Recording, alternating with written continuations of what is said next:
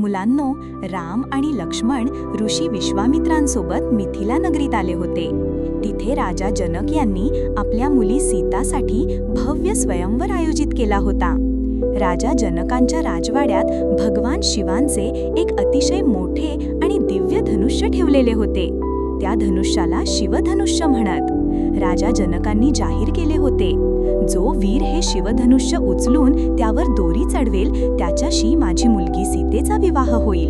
हे ऐकून दूरदूरच्या राज्यांमधून अनेक बलवान राजे आणि राजकुमार मिथिला नगरीत आले.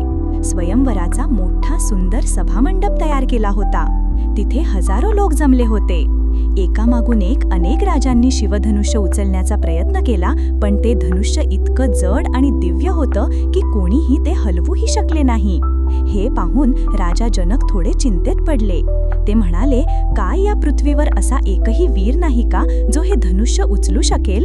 तेवढ्यात ऋषी विश्वामित्र यांनी शांतपणे रामाला सांगितले, राम, पुढे जा आणि शिवधनुष्य पहा. राम नम्रपणे पुढे गेले.